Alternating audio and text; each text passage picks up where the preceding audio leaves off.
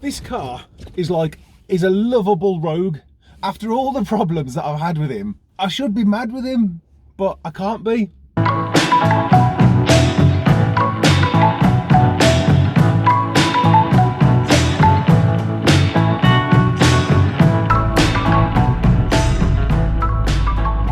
Yes, we're back driving the 306 again. It's been a month. It's probably been a little bit more than a month actually.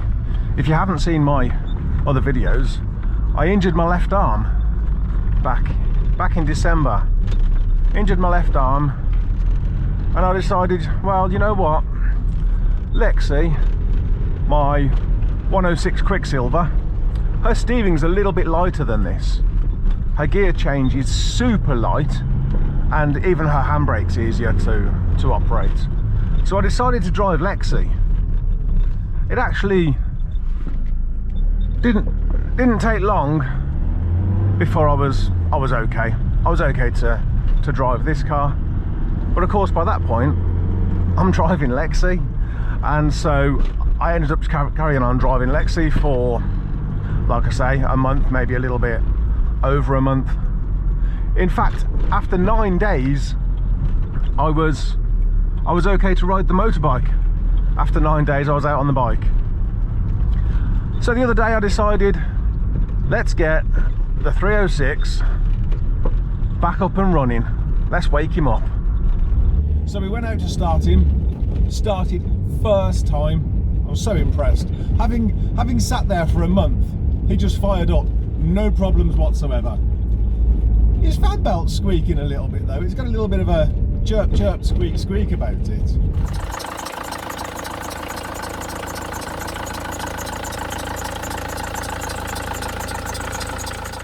But that's fine. Hey, he's alive.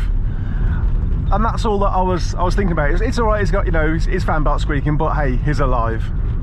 And then all the other little problems of this car started coming back to me. As soon as I started driving him, I remembered, his heated rear screen doesn't work. The button, it clicks, but it doesn't actually do anything. And I'm still telling myself, that's all right. He's alive. That's all that matters.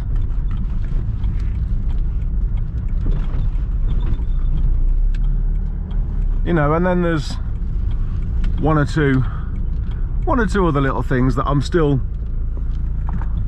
kind of like not ignoring, but I'm telling myself, hey, we're back in the 306 and the 306 is alive again. So, you know, these things, you know, do these things really, really matter? For example, we've still got the comedy horn.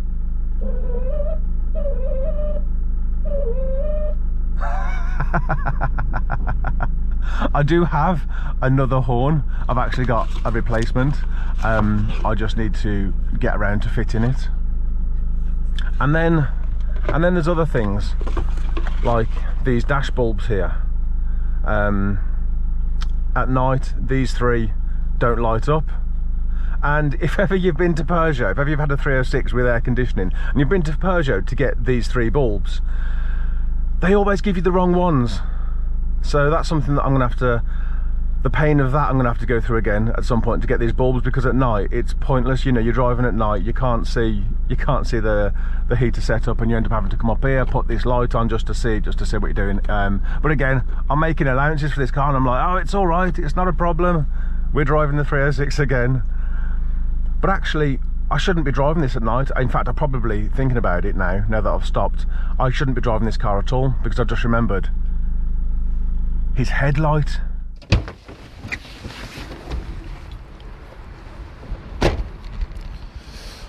This, I think it was this headlight. Was it this one? Yeah, it was. There you go. Look at that. Didn't it? Yeah. There's definitely something up with that there. The mount's broken or something. I seriously doubt that it's just loose. I've had this before. So what I think I'll probably do, whip off this bumper, check that. We've probably got a broken mount down here somewhere.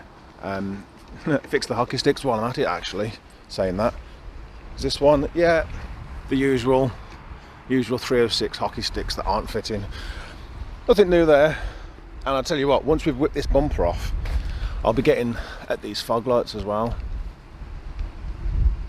because not only do they not work, but the chrome is, well, I was going to say it's tarnished, but that's more than tarnished, that's completely missing. Yep, and that one is just as bad. So we'll whip them out, get them, I don't know, painted maybe? I could just replace them just for some standard chrome ones. But actually I wonder, would they look nice with a black mask effect? You know, in the same way that people used to do the black mask headlights, which I'm a bit 50-50 about that, but I reckon these, a nice black mask on them, they'd look somewhere between standard and rally blanks, maybe. Who knows, I might try that actually.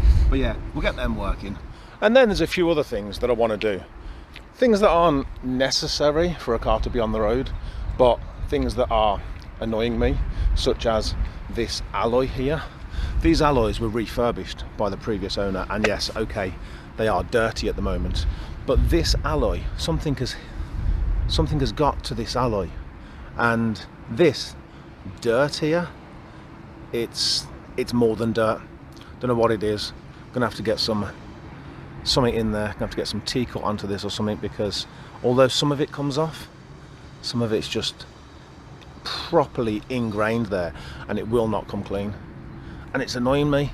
But I've started adding these things to a list now because I keep forgetting what it needs, such as the headlight. Headlight is a perfect example. Definitely gonna have to get that one done. And I'll tell you something else that annoys me, is every time someone gets into this car, they almost lose the door because there's no check strap there, and I have to keep saying to them, watch the door, hold the door. At some point, I mean, look at this door, look how far back this door goes. That's stupid. But yeah, at some point the wind's going to take this door and I'm going to end up with a massive crease in it, so need to get that one sorted. This car is a lovable rogue. After all the problems that I've had with him, I should be mad with him, but I can't be. It's like that one friend that you have on Fortnite or whatever battle royale game you may play. You know, the one that disappears, goes off looting, leaves the squad to fend for themselves, and then the squad inevitably dies.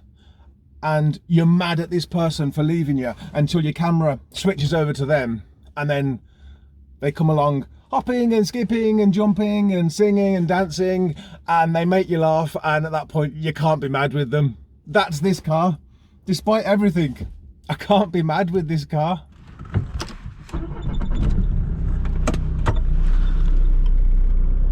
So now, for me, I guess the next steps with this car, it's going to be looking practically at what does it actually need for its MOT. I mean, of course, alongside the headlight and the horn. I mean, the fogs aren't needed for the MOT, but the headlight is, and so's the horn that I've been talking about changing for ages. But alongside those two things, it's going to be a case of looking practically at this car and seeing what it realistically needs for its MOT. And I don't know what that means for the car, but whatever happens to this car, it has been a lovely adventure so far.